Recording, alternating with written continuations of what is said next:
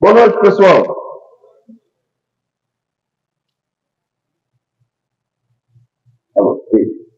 Para não perder o costume. Boa noite! Muito bom. Sejam bem-vindos.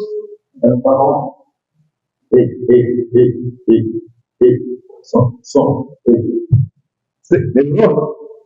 Sejam bem-vindos à nossa palestra pública dessa quinta-feira, dia 15 de maio do ano de 2024. Já estamos em maio, hein? Na metade do ano. Daqui a pouco é julho e acabou o ano. Mês 5 já. Só falta 7 meses para acabar o ano. Meu Deus, como que o tempo passa, como que a vida passa rápido, né? Muito bom. Mas a palestra não pode passar rápido. Então, vamos aos recados paroquiais desta noite. Muito bom. A gente continua com o nosso culto do Evangelho no Lar, todo domingo, às 21 horas, pelo Facebook. Acompanhem conosco. Eu não consigo fazer o Evangelho. Por que a gente bate muito em cima da necessidade de fazer o Evangelho? Porque o Evangelho no Lar é aquele momento em que a gente abre as portas para a espiritualidade trabalhar tranquilamente no tratamento espiritual, na limpeza da nossa casa. No dia a dia, a gente acorda, levanta e às vezes até esquece de fazer a prece, né? Então, fazendo o Evangelho no mesmo dia, no mesmo horário, a gente, em comunhão de pensamentos, a gente fortalece a proteção espiritual da nossa casa. Mas eu não consigo fazer o Evangelho sozinho. O importante é que você junte a sua família para fazer o Evangelho. Mas eu não consigo fazer sozinho, meu marido já está dormindo 9 horas, minha mulher não quer fazer. Faz com a gente no Facebook. Pega o celularzinho, bota lá, pega uma caneca d'água, bota o celular apoiado na caneca d'água e aproveita para fluidificar a caneca d'água já, para a gente beber e purificar o nosso corpo, o nosso espírito. Então entra lá no Facebook, Fraternidade Espírita Maria de Nazaré, todo domingo às 21 horas. No domingo sou eu, no outro domingo é a Samira. Estamos aí procurando voluntários para a gente fazer um rodízio aí de quem quer fazer o culto do Evangelho no lar com a gente. Amém? Hoje nós teremos para manutenção da casa, teremos bolo com cobertura de chocolate, um bolo delicioso. Pelo fortalecimento da amizade de R$5, você leva em gratidão o bolo de chocolate. Já garante já o café da manhã de amanhã, se a molecada deixar o bolo sobrar. Nós temos os nossos estudos aos sábados, todo sábado às 18 horas, estudos da doutrina espírita. Venha estudar conosco e aprofundar os conhecimentos sobre essa doutrina maravilhosa. Sem mais delongas, vamos fazer a nossa prece. E hoje nós teremos nosso amigo Otávio Mandrá, lá do Centro Espírita Francisco Cândido Xavier, no solo sagrado do nosso irmão Navarro, do Henrique Dias e de um monte de gente legal. Então, fechamos nossos olhos, vamos mentalizar Jesus. Amado Mestre Jesus, nesse momento de oração, nós queremos te agradecer por mais esse dia aqui no mundo material. Agradecemos pela oportunidade de mais essa reencarnação, pelo dia de hoje, pela nossa vida, pela nossa família. E queremos agradecer por estarmos aqui, mesmo diante, muitas vezes, das dificuldades, mas sabemos que os nossos protetores espirituais trabalharam incansavelmente para que nós pudéssemos estar aqui. Pedimos que nos envolva com tua luz, nos dando sabedoria, discernimento espiritual, luz e paz. Pedimos que envolva o nosso irmão orador da noite de hoje, para que as suas palavras venham de encontro com as nossas necessidades de crescimento espiritual. Abençoe a nossa reunião de hoje, Jesus, que esteja conosco, hoje, amanhã e sempre. Que assim seja. Vamos lá, Otávio, fique à vontade. Vou colocar aqui o microfone para você, para o pessoal de casa poder usufruir do teu conhecimento. Aqui, assim. Boa palestra. Obrigado.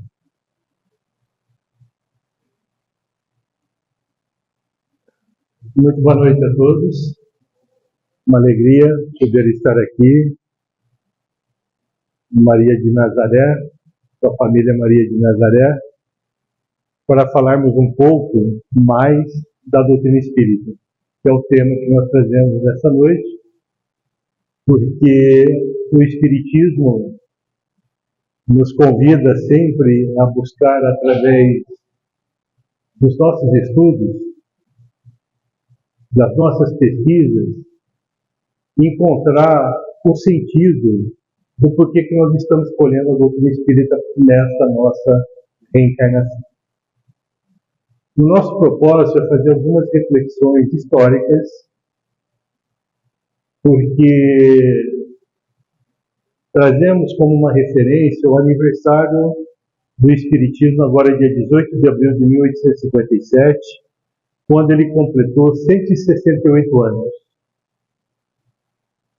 E como 168 anos na história do surgimento, inclusive do planeta Terra, até chegar na condição hoje de sermos seres humanos, 168 anos é um pingo de água no oceano. Então, o Espiritismo é uma doutrina recente, jovem, e possivelmente todos nós estamos tendo a primeira oportunidade de conhecê-la. Podemos ter reencarnados, talvez, em famílias espíritas, mas na última existência nossa, ou na última reencarnação, a penúltima, que a última é essa, possivelmente ninguém tinha ainda a possibilidade de conhecer a doutrina. Não houve um tempo dentro da condição da vida, vamos dizer assim, fisiológica da nossa estrutura. E aí a gente faz uma pergunta. Se a gente não conheceu a doutrina espírita nas centenas de milhares de reencarnações que nós já tivemos no processo da evolução do nosso espírito, o que nós aprendemos como filosofias religiosas ou religiões, sejam as religiões dogmáticas, sejam as filosofias espiritualistas que nós temos no Oriente. Então, quer dizer, o que a doutrina espírita vem trazer para nós a partir de 18 de abril de 1857, que as outras religiões ou as outras filosofias religiosas espiritualistas não trouxeram? E por que eu faço essa colocação? Porque Jesus, quando esteve entre nós, ele falou que ele deveria enviar um novo Consolador.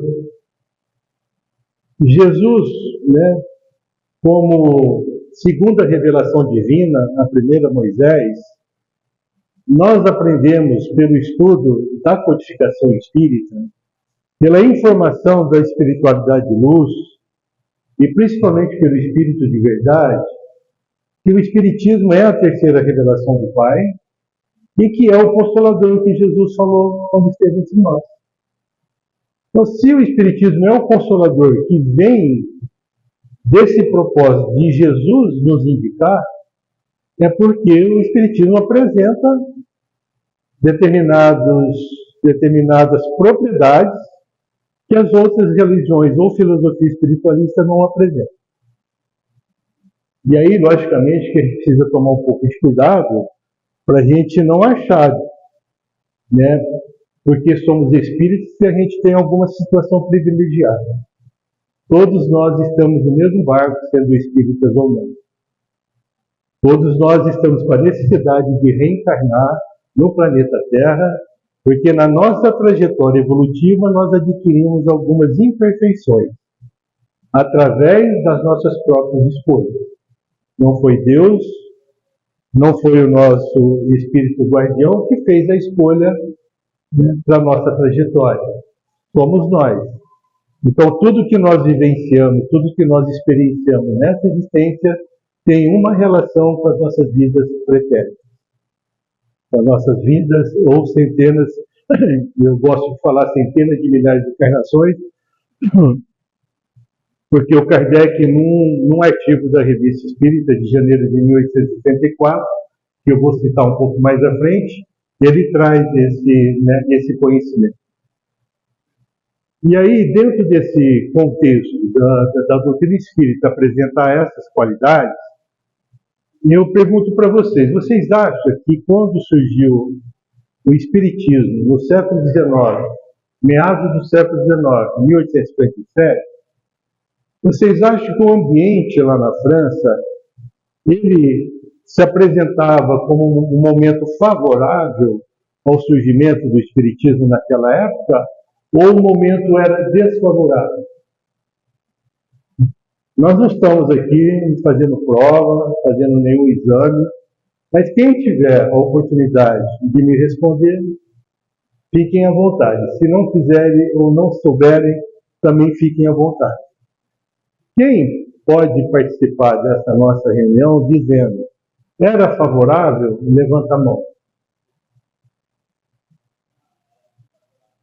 Não era favorável. Então você levanta a mão o não favorável. Não favorável, não favorável, não favorável, não favorável. Então, ninguém escolheu favorável. Muito bom. Pessoal, eu tenho feito essa palestra já não faz muito tempo, coisa de 2 meses, e eu estou tendo essa oportunidade de fazer essa avaliação porque é um processo muito importante, né, para que a gente compreenda, né, a essência do Espiritismo e até nos auxilie a entender as nossas escolhas. O porquê que estamos escolhendo a doutrina espírita. Porque quando Kardec apresenta o Espiritismo, no dia 18 de abril de 1857, ele apresenta a primeira edição do Livro dos Espíritos com 501 questões. E o Livro dos Espíritos hoje apresenta 1019 questões. Quando que ele apresentou a segunda edição? A gente vai chegar lá. E quando ele apresenta a doutrina espírita, ele deixa claro que a doutrina espírita é uma ciência. Por quê? Porque é uma ciência que observa os fenômenos mediúnicos. E os fenômenos mediúnicos, né, que é a relação dos médiuns encarnados com os espíritos encarnados, se dá e se explica pela ciência do eletromagnetismo. Então ele apresenta o Espiritismo como uma ciência de observação, uma filosofia espiritualista. Filosofia espiritualista está lá na frente do Livro dos Espíritos, de consequências morais. As consequências morais é do Cristo, é do ensinamento do Cristo. Então, olha que interessante, né? A doutrina espírita, ela apresenta sobre 3 aspectos: ciência, filosofia e religião. Se nós estamos tendo a primeira oportunidade de conhecer o Espiritismo, a gente percebe ainda uma certa tendência de fazermos do Espiritismo somente o olhar religioso. E por que isso? Porque todas as nossas reencarnações do pretérito, nós aprendemos ou catolicismo, ou protestantismo, ou filosofias orientais. E que nenhuma dessas trazem como a sua apresentação ser uma ciência. Aí está um grande diferencial, que a minha interpretação, eu corro o risco aqui de falar para vocês, que é um dos diferenciais que o Espiritismo traz em relação a todas as outras religiões, por ser considerado consolador prometido pelo médium. Existem algumas outras situações que vêm refletir também com muita propriedade a questão do Espiritismo apresentar alguns diferenciais. Né? Mas vamos lá. Então, para a gente poder responder essa perguntinha que eu fiz para vocês, se era momento favorável ou desfavorável, a gente vai rapidamente trazer um processo histórico.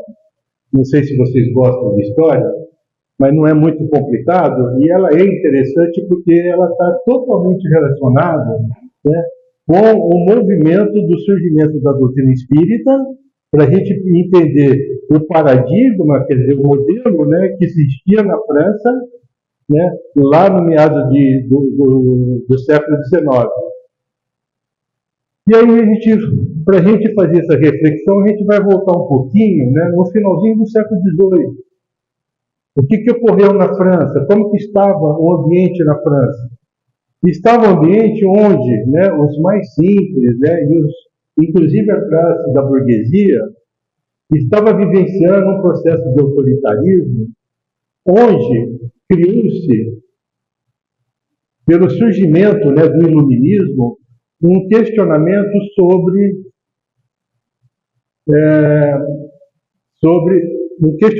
sobre a maneira que o governo estava trabalhando a sua área econômica e a sua área social. Os mais simples estavam com muita dificuldade de sobrevivência, né? A burguesia estava tendo muita dificuldade de relacionamento com o governo, que era o sistema monárquico, o rei.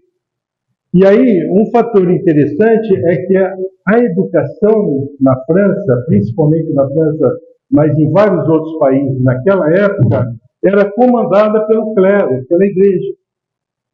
Então, o ambiente, né, ali em torno de 1700, 1770, 1780, né, começou-se então um movimento de questionamento, porque estava todo mundo passando dificuldade. Então, o que surge? A Revolução Francesa. Ela surge em 1789 e dura 10 anos até 1799. Só vou adiantar aqui para vocês que o menino Hippolyte Léon Denisard Rivail nasce em 1804, 5 anos após o término da Revolução Francesa. E aí, para decidir, né, quem comandaria a Revolução Francesa, houve uma discussão entre dois partidos. Não seria partido, mas dois tipos, né, de filosofia na época. E esses partidos tinham uma denominação de girondinos e jacobinos. Os girondinos, eles tinham a ideia de destituir o rei, tirar o rei do sistema governamental, paralisar a educação pelo clero. O rei se tornaria uma pessoa comum e instituiria a república, que era a ideia, né, na época. E tinha um outro partido chamado Jacobinos, que era um partido mais radical. E aí houve uma eleição entre esses dois partidos e, por diferença de um voto, os jacobinos ganharam a eleição. E quem estava na turma dos jacobinos? Robespierre. E ele implanta, então, né, por ele ter ganhado por diferença de um voto, né, o tempo do terror, institui a guilhotina. Morte ao rei. Luís XVI, na época, morte à rainha. Mas no partido dos girondinos tem aí uma particularidade que a gente vai entender. Quem participava do partido girondino? O avô do menino Hippolyte Léon Denisard Rivail e o seu pai. E eles participavam do girondino que queriam destituir o rei, mas não matar o rei. E o avô do menino Hippolyte Léon, vamos falar menino Hippolyte Léon, ele foi governador, lá na França é chamado, né, não é chamado de Estado, né, tem uma outra denominação, que eu me esqueci agora, mas eu vou me lembrar. Ele foi governador desse Estado chamado Ain, e a capital, Bourg-en-Bresse. Quem vivia em Bourg-en-Bresse, numa vila pertinho de Bourg-en-Bresse, uma vila rural? A família, então, do futuro menino Hippolyte Léon. A sua mãe, o seu pai e os avós maternos. Não tinha, na época, mais os avós paternos. Então, como governador do distrito de Ain, agora é departamento, não é estado nem distrito, é departamento de Ain, o governador, que era o avô de Kardec, como político, ele acaba fazendo um questionamento para os jacobinos. E aí ele e o pai do menino Hippolyte Léon são presos, lá em Lyon. A Revolução se dá em Paris. Eles estavam em Lyon, fizeram uma crítica à Revolução, foram presos e o avô de Kardec foi guilhotinado. O pai de Kardec era um conhecedor das leis. Ele fazia parte, né, ele era um soldado, e como conhecedor das leis, ele participava nas frentes de batalha, analisando a questão ética, moral dos conflitos. Interessante, né, isso daí. Pessoal, isso são historiadores que buscaram, pesquisaram a fundo, para trazer essas informações para nós. E aí ele falou, olha, eu só posso, né, ser guilhotinado lá em Bourg-en-Bresse. Aqui em Lyon não, que era uma lei lá na França. Então até, né, ele ser transportado para Bourg-en-Bresse, para acontecer, né, a França foi tomando outros rumos, o próprio Robespierre é guilhotinado, pela própria guilhotina que ele instituiu, e aí nós tivemos, né, um enfraquecimento, né, e o pai de Kardec, então, não desencarna, É por isso que o menino Leão, Hippolyte Leão nasce em 1804, 5 anos após. Mas durante a Revolução Francesa nós sabemos, né, que foi destituído então o rei, o clero saiu, né, da responsabilidade pedagógica da França, institui lá o imperador Napoleão, começa todas aquelas guerras e o pai de Kardec vai para a frente de batalha de Napoleão Bonaparte para invadir Portugal.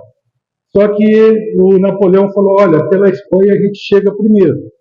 Mas só que foram pegar o caminho pela Espanha, né? Grandes cordilheiras, grande dificuldade, não se tem mais ideia, né, do pai do menino Hippolyte Leão. Pois bem, então, pessoal, durante a Revolução Francesa, como a educação foi paralisada, na verdade, a igreja ficou somente assim, um pouco responsável pelo estudo primário. Os professores, pesquisadores da época, né, os cientistas, fizeram um movimento chamado de ideólogos, novas ideias, e começaram, então, fundar um instituto, né, um instituto de pesquisa na França, chamado Instituto da França, e começaram disputas acadêmicas com o processo de desenvolvimento da ciência. E o grande objetivo que eles começaram a fazer essa disputa acadêmica é para entender o sentido do significado do homem. Porque até aquele momento, o homem, ele vinha, né, de um processo religioso muito intenso da igreja. Quer dizer, o ser humano, né, ele tem uma condição sobrenatural, né, uma revelação divina, mas isso não estava mais concatenando, né, com as ideias desses professores, pesquisadores. E aí, o que acontece? Nessas competições acadêmicas, esses ideólogos, que eram essencialmente materialistas, eles diziam que o homem, ele era o efeito, né, da relação dos estímulos que ele recebia pelos órgãos do sentido. Então, a maneira que a gente olhava, escutava, o olfato, o paladar e o tato, refletia o significado do homem. Então, quer dizer, o homem somente no aspecto fisiológico, não é? A gente recebe os estímulos pelos órgãos do sentido, entra no nosso cérebro, pelo sistema nervoso vai ser distribuído para todo o nosso corpo. E aí nós temos as nossas reações. Mas um desses ideólogos não ficou muito contente com o resultado dessa primeira competição acadêmica e faz o questionamento. Olha, se o homem é regido pelos órgãos do sentido, pelo aspecto fisiológico, que tipo de hábito que ele desenvolve? Hábitos condicionados. Você vai condicionando a maneira que você vê, que você olha, que você escuta, e você vai criando, né, um hábito condicionado semelhante aos animais. A gente condiciona os animais, mas a gente condiciona o homem também. E a gente percebe isso na relação da nossa sociedade humana. Porque se eu chego aqui para vocês e falo que eu entendo de Deus mais do que vocês, eu posso comercializar um Deus. Eu posso vender uma propriedade de Deus, um dos atributos de Deus. Isso não acontece na atualidade? Eu se mostro mais, né, conhecedor e eu consigo desenvolver um hábito de vocês acreditarem nisso. Mas um desses ideólogos foi um grande psicólogo, chamado Mendy Birhan, e ele falou, olha, eu não concordo muito com isso, abriram uma nova competição, cujo tema principal era entender o hábito no ser humano pela faculdade do pensar. E ele falou, né, simples assim, né, o homem pensa. Ele tem alguma coisa aqui dentro que é diferente dessa relação pelos órgãos do sentido. E aí ele acaba ganhando, ele faz uma pesquisa, ele acaba ganhando a competição porque ele chega à conclusão que quando você tem a relação com os objetos, pelos órgãos do sentido, você percebe que você tem uma capacidade de tomada de decisões em relação ao que você recebe de estímulo. Não sei se eu estou me fazendo entender. Se você pega um objeto como esse, você sente o tato, você pode sentir o odor dele, você olha para ele, né? Você pode experimentar ele, você pode fazer toda a relação dos órgãos de sentido. Mas muito mais do que isso, eu posso pegar esse objeto e fazer o que eu quiser com ele. Tá certo? E aí ele então chega à conclusão, não é tão simples assim, mas que o ser humano tem alguma coisa dentro dele a mais do que a relação fisiológica. E aí ele fala, o ser humano, como a psicologia significa o estudo da alma, o ser humano tem uma alma. E essa alma, então, ele fala, esse ser humano, então, é uma alma encarnada. É esse termo que ele usa. Isso, pessoal, no estudando de 1802, 1804, e ele vai desenvolvendo essa ideia. Logicamente que os professores, pesquisadores científicos tiveram uma adesão a esse conceito, né, e que vai culminar em 1818, né, uma estrutura desse movimento chamado espiritualismo racional. Só fazendo um parênteses assim, aqui, que quando ele define, quando ele dá o significado do homem como uma alma encarnada, se a gente vai lá na introdução do Evangelho segundo o Espiritismo, quando Kardec insere a doutrina de Sócrates e Platão, que Sócrates viveu mais ou menos 400 anos antes de Jesus, o primeiro item da doutrina, podem lá olhar no Evangelho segundo o Espírito, o ser humano é uma alma encarnada. O Sócrates e Platão chega a essa conclusão, e depois o Menes de Guihan, lá no começo do século XIX, chega na mesma conclusão. Interessante esse aspecto, porque depois o Kardec vem apresentar o quê? O espírito, quando ele apresenta a doutrina espírita. E o que é o espírito? É a alma desencarnada.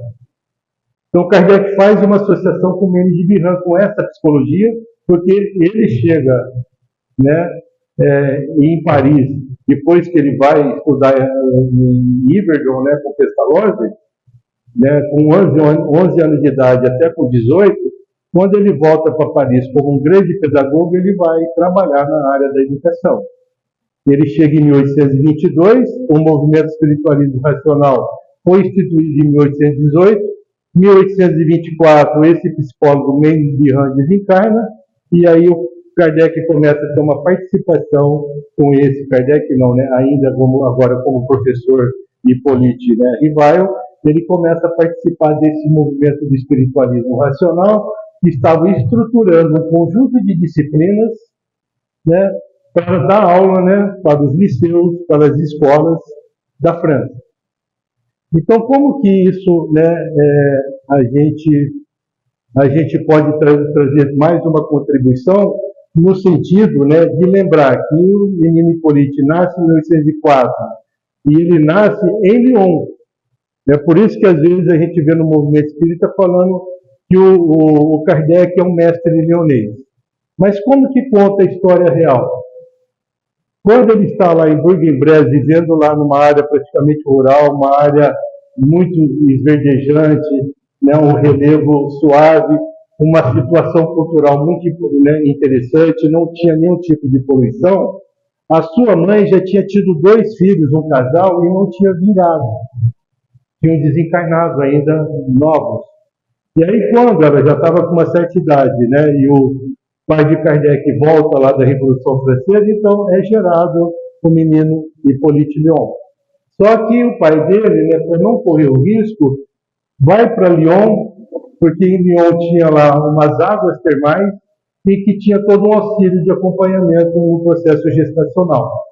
E aí ele nasce, então, em Lyon, ele fica ali alguns meses, mas volta lá para Bourg-en-Bresse. Então, Lyon era uma cidade industrial, já tinha poluição. As crianças começavam a trabalhar com 10, 11 anos. Se o Kardec tivesse, né, o menino Hippolyte tivesse ficado em Lyon até os 11 anos, ele estaria trabalhando, ele estaria sido envolvido por essa loucura, né, que é o sistema de desenvolvimento industrial. Mas ele vive lá numa região onde ele tinha a possibilidade, então, de contato com a natureza, com a escola e etc. Como o avô dele era político, né, tinha uma certa condição financeira, mas quando ele desencarna, o pai vai embora, aí no final, ali mais ou menos em 1815, a Áustria começa a invadir, né, começa a invadir o norte da França, e aí a sua mãe vende algumas propriedades, aluga a sua mansão, né, e fogem para a Suíça. Não vão a bel prazer para a Suíça, eles fogem. A mãe, a avó, né, e o menino Hippolyte, com 11 anos de idade. E chega lá na Suíça, então ele é matriculado no castelo de Yverdon para estudar com o grande pedagogo Pestalozzi e ele estuda até os 18 anos, quando ele volta então lá para Paris e vai trabalhar na área de educação. Eu estou fazendo esse caminho histórico para a gente entender que o modelo ou paradigma que existia na França no final do século XVIII, né, em termos de regência, né, da filosofia, né, do ser humano na França, era dominado pelo clero. Então, qual que era o paradigma? Né? O fanatismo religioso e a fé cega. Né? Então, a gente tinha que acreditar porque estavam falando para a gente acreditar. Então, a gente não tinha autonomia. Será que a doutrina espírita nos ensina alguma coisa entre a relação de heteronomia com autonomia? Porque até o finalzinho do século XVIII, o que a gente foi aprendendo foi justamente ensinamentos direcionados para a formação do ser humano. É por isso que eu falo que, como nós somos espíritas nessa existência, às vezes a gente tem dificuldade, eu tenho uma certa resistência de olhar para a doutrina espírita como uma ciência, como uma filosofia. E queremos fazer da doutrina espírita somente a religião. E aí, se a gente não vem aqui, né, na quinta-feira, às 20 horas, a gente começa a se sentir culpado. Não foi assim que a gente aprendeu? Não é? Então a gente vai fazendo, a gente vai tendo dificuldade de ter autonomia. E o Espiritismo nos faz outros convites. Por exemplo, fé raciocinada. Já é uma mudança de paradigma. Já é um diferencial de ser o consolador. Porque ninguém fica falando de fé raciocinada aí nas outras religiões. Tá certo? E a questão da autonomia, um outro diferencial. Né? Porque os ensinamentos religiosos, de certa maneira, eles são heterônomos, eles nos amedrontam, de certa maneira. E o Espiritismo, nós somos livres para fazer o que a gente quiser, do jeito que a gente quiser. Só que ele só dá, né, um toque de atenção. Você é responsável pelas escolhas. E como que isso surge? Naturalmente na evolução do espírito. Porque, né, vamos lá voltar agora, lá em janeiro de 1874, quando um dos assinantes da Revista Espírita pergunta para Kardec: foi na segunda encarnação que nós, como seres humanos, como almas encarnadas, nós já tivemos a distinção de saber sobre o bem e o mal, sobre o joio e o trigo, sobre o certo e o errado? Na segunda encarnação, porque na primeira a gente praticamente não sabia nada. Olha que interessante, o Kardec fala, meu irmão, que nós apenas sabemos até o momento, pela informação dos espíritos superiores, é que nós somos criados simples e ignorantes. Isso conforme a justiça divina. Então, pessoal, todos nós somos criados da mesma maneira. Mas nós somos semelhantes, não somos iguais. Cada um tem a sua individualidade e nessa encarnação, cada um de nós temos uma personalidade. A personalidade que nós temos hoje reflete as nossas existências pretéritas. Por isso que a gente tem várias maneiras de reencarnar no planeta Terra. Olhando pelo aspecto fisiológico, orgânico e olhando para a nossa capacidade mental. Nós temos inúmeras diferenciações. Então, quando ele fala isso, conforme a justiça divina, independente da nossa condição, todos somos preferidos por Deus.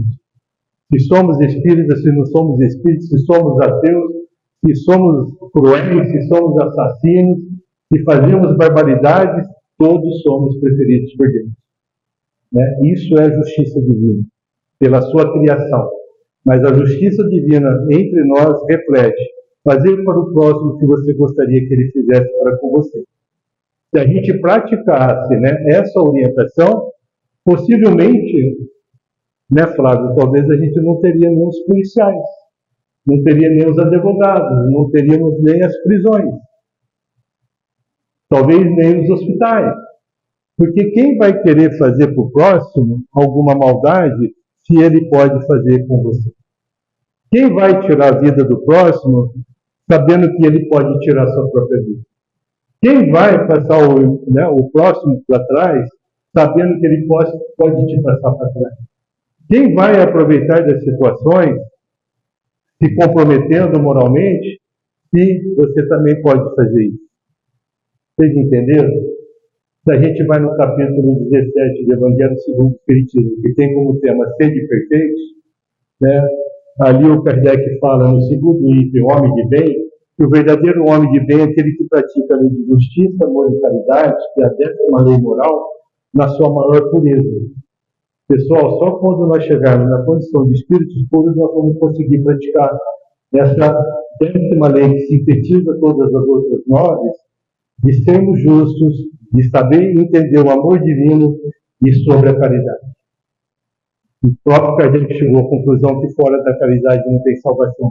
Então a gente precisa trabalhar a nossa consciência, olhando de maneira sincera e honesta para nós mesmos, né, para a gente entender que o nosso processo evolutivo é lento.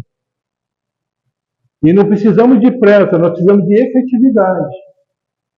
Então, quer dizer, eu entender que eu vou conseguir praticar essa 10ª lei, quando eu ser um espírito puro, eu preciso trabalhar humildemente a minha serenidade, a minha calma e a minha paciência. E como que eu trabalho isso? Só comigo? Não, com vocês. Porque o ser humano sozinho não consegue se enxergar. A gente se enxerga no outro, nas nossas relações.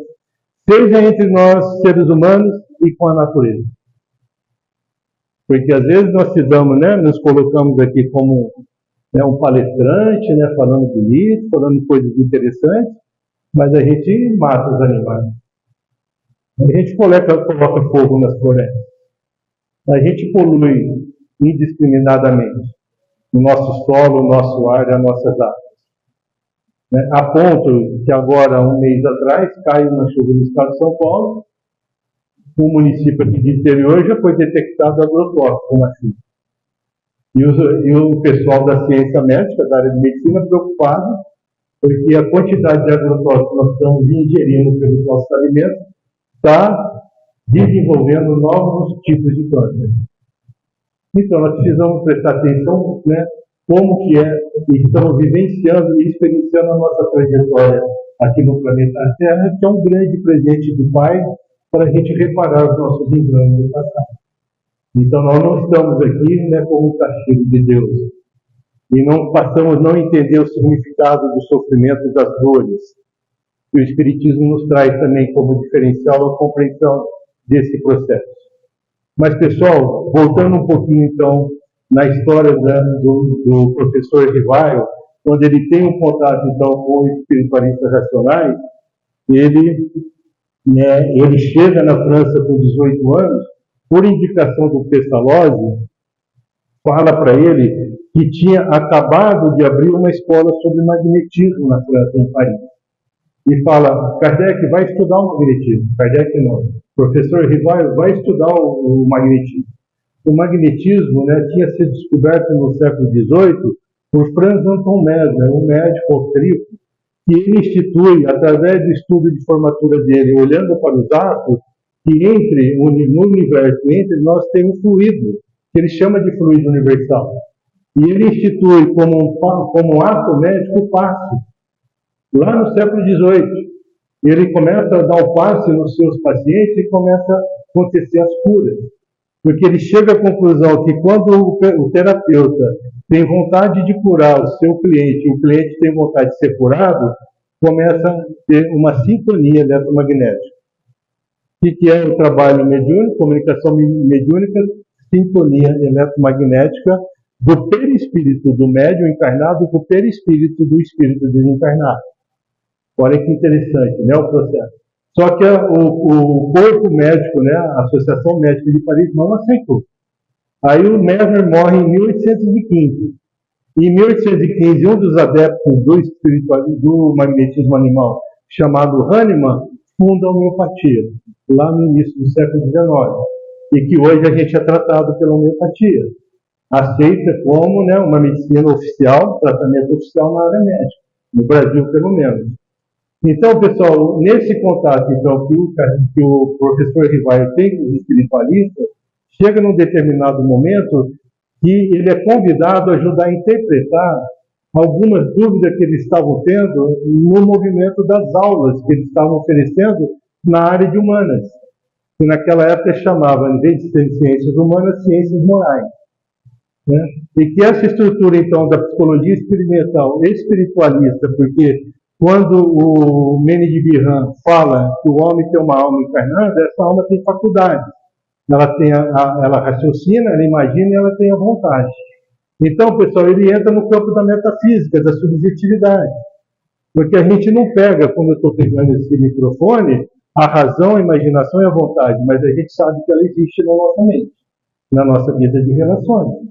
Então, a gente está mudando um pouquinho o modelo, né? Dogmático, fanatismo religioso, fé cega, né? Materialismo pelos ideólogos, para um campo espiritual. Isso é elaborado em 1818, vai sendo expandido, sendo que em 1830, numa mudança de governo na França, um filósofo responsável pela área da educação fazia parte do espiritualismo racional, implanta, então, iniciando pela Universidade de Sorbonne, toda uma estrutura pedagógica do espiritualismo racional, através de uma psicologia experimental e espiritualista.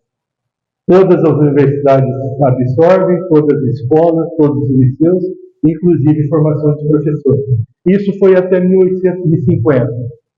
Entra um novo governo, porque começou a ter uma nova revolução na França, e aí aquele filósofo que foi cuidar da área de educação era um dos ideólogos materialistas. Destituiu esse pessoal do espiritualismo da área da educação e entrou o desenvolvimento do materialismo. E a gente vai até hoje nesse sistema. A nossa educação é materialista, a nossa ciência é materialista. Se você vai falar de metafísica, já tem uma confusão. Se você fala de espírito, então a ciência não quer saber. Está tendo uma grande mudança nesse momento aqui no Brasil, que está refletindo inclusive para o mundo. Nós temos um psiquiatra na Universidade Federal de Juiz de Fora que acabou de ganhar um prêmio, considerado o prêmio Oscar da psiquiatria, pelos seus trabalhos envolvendo saúde e espiritualidade. Olha que interessante. Acabou de sair uma pesquisa científica que foi publicada em revistas científicas sobre praticamente 58 médiuns, fazendo uma avaliação da genética desses médiuns comparado com seus irmãos mais próximos, porque a genética tem essa relação, né, de hereditariedade. E isso está indo também para o planeta. Muito interessante. Vários questionamentos, mas a própria confederação da Medicina, Confederação Federal da Medicina, instituiu um departamento agora, não faz um mês, sobre saúde e espiritualidade. Então tem muita coisa acontecendo. E começou lá, na chegada da doutrina espírita.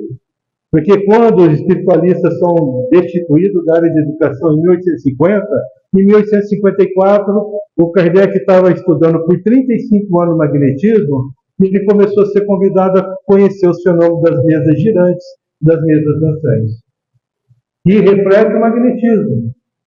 E ele foi lá, ele ficou desconfiado, porque ele falou, faça uma pergunta para a mesa responde, que história é essa?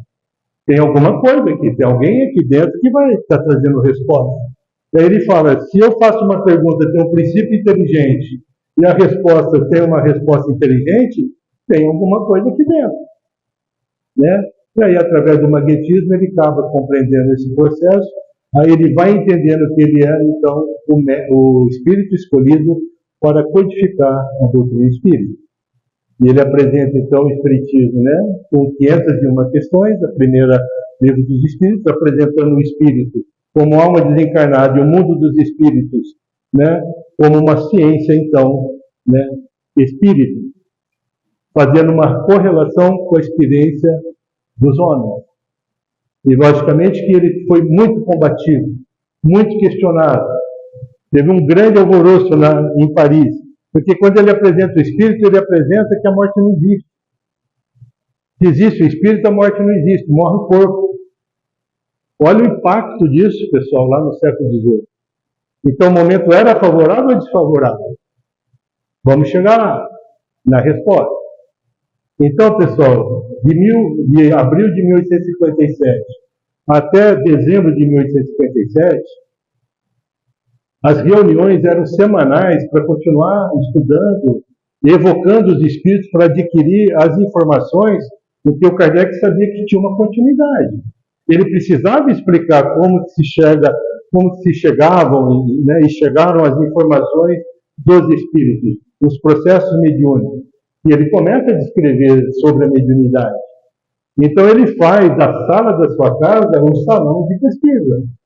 Só que quem que começou a encampar o espiritismo, quando ele lança a doutrina espírita?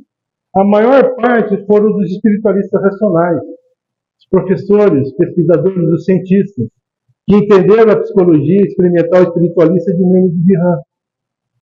Então, gente, teve uma aceitação pelos letrados na França na época. Depois que ela começa a ser difundida para os mais simples, para aquelas pessoas que precisavam de uma explicação melhor para entender a doutrina. Mas até finalzinho de 1857, a sala dele fica abarrotada, ele falou, não dá mais, porque o interesse foi crescendo, crescendo.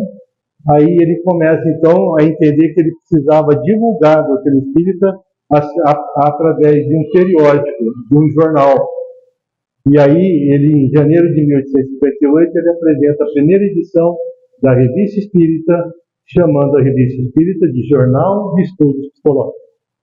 E a gente vai ver, estudando a Revista Espírita, que ele fala que o Espiritismo é o desenvolvimento do espiritualismo racional. O espírito o espírito é a alma desencarnada. O homem é a alma encarnada. Ele faz uma associação e ele fala, olha, o espiritismo é o desenvolvimento do espiritualismo racional. Isso está na Revista Espírita, em várias revistas. Porque ele começa a editar em janeiro de 1858 até março de 1869, que é quando ele desencarna, mês a mês, fazendo evocações de todo tipo de espíritos para poder codificar a doutrina espírita. Ele faz, né, evocação de espíritos que acabaram de desencarnar e estavam no caixão. Ele queria saber como que estava sendo, como que esse espírito estava sentindo o desencarne.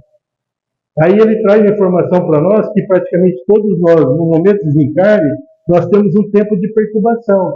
E de acordo com a qualidade do nosso espírito, esse tempo pode ser pequeno, pode ser muito longo. Por exemplo, se a gente tira a nossa própria vida antes de chegar o momento do nosso desencarne, se a gente tem que desencarnar com 50 anos e tirar uma vida com 20 anos, a gente passa 30 anos acompanhando todo aquele processo, né, de decomposição do nosso corpo. Uma coisa é um sofrimento atroz, né? A gente precisa conversar sobre isso, porque, né, atualmente 38 brasileiros ou brasileiras tiram a sua vida por dia no Brasil, pelo suicídio. E o que é o suicídio? A falta de sentido pela vida. E o que a doutrina espírita nos convida? A entender o real sentido da vida.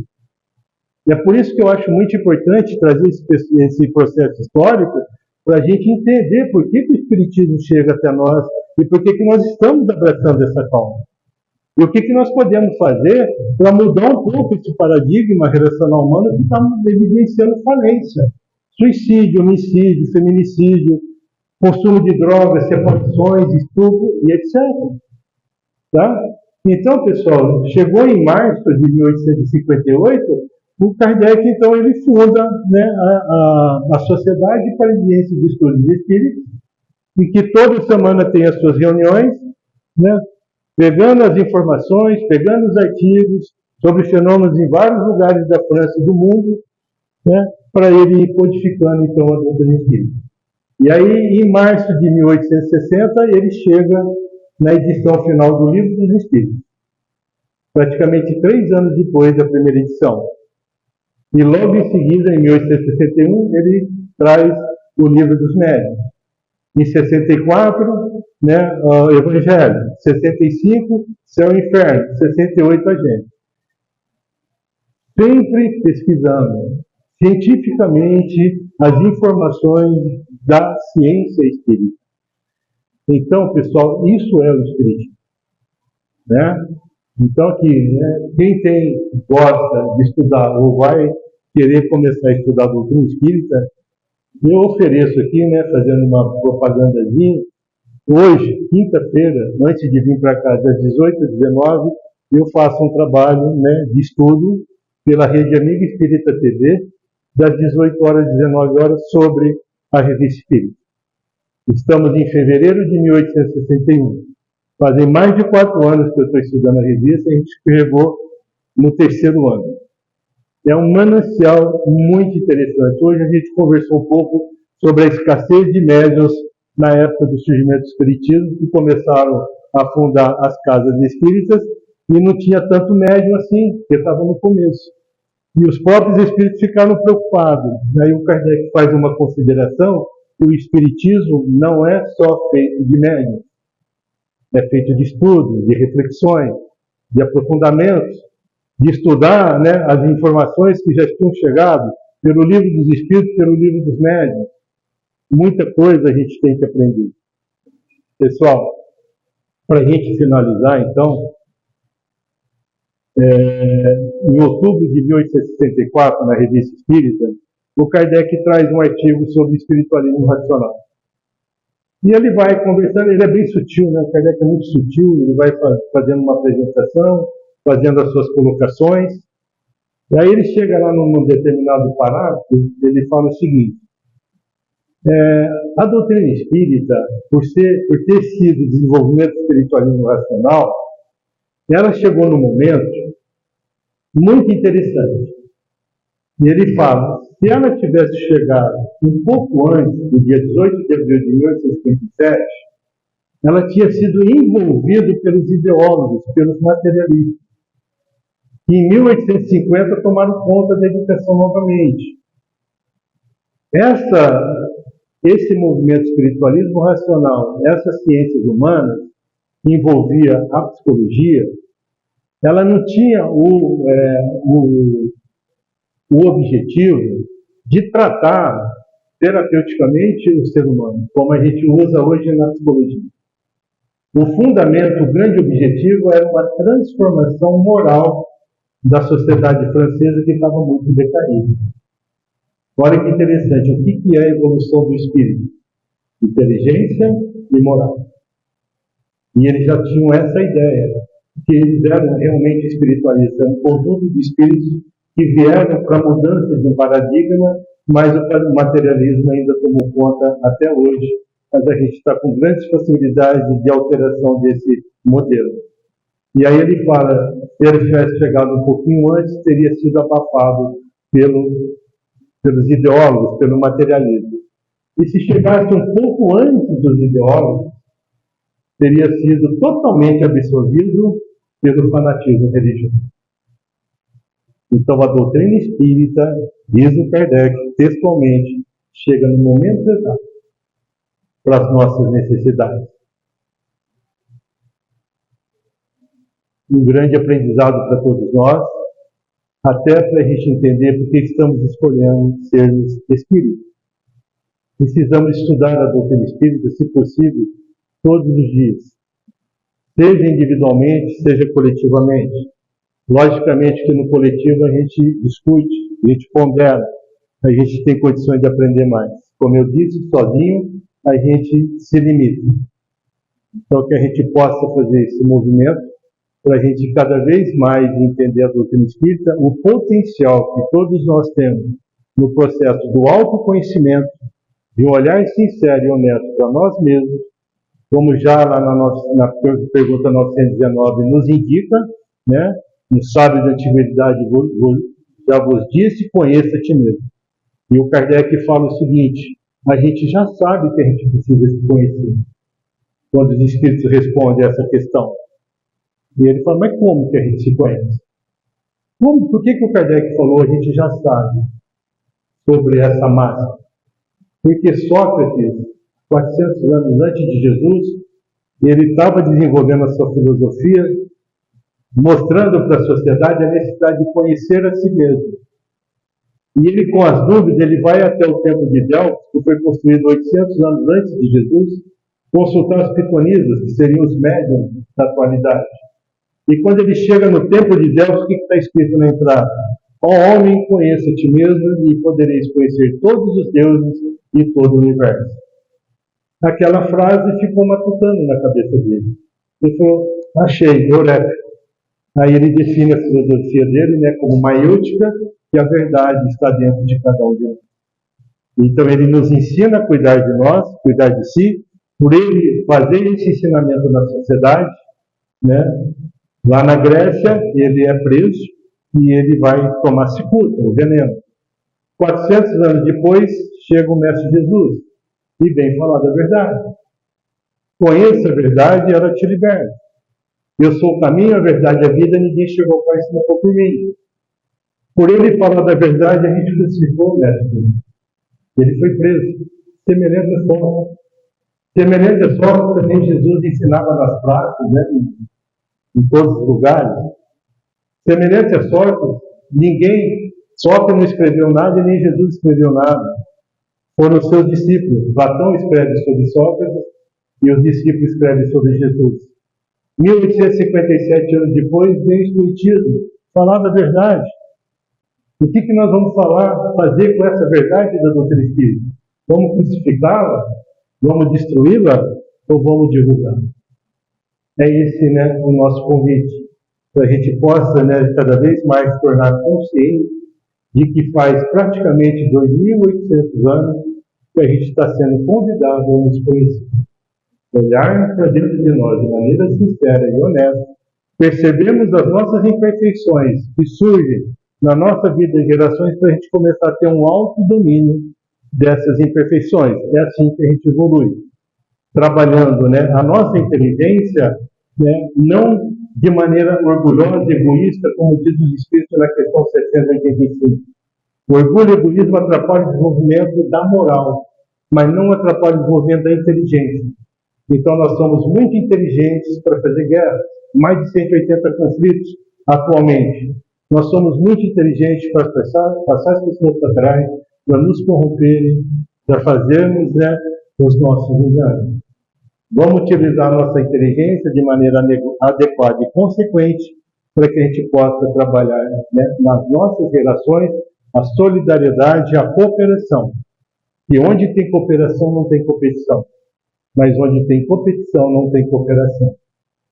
Então nós somos inspirados pelos espíritos superiores que trabalham o ato de servir, que buscam a unidade coletiva, inspirando-nos para que a gente possa fazer esse movimento entre nós, solidário, cooperativo, para a gente ir em direção aos mais simples de nós, com solidariedade, com cooperação. Assim a gente vai mudando a nossa sociedade e vamos evoluindo, que é o grande objetivo do nosso planeta e o grande objetivo da busca da nossa perfeição. Muito obrigado pela paciência, que Jesus possa nos abençoar hoje sempre.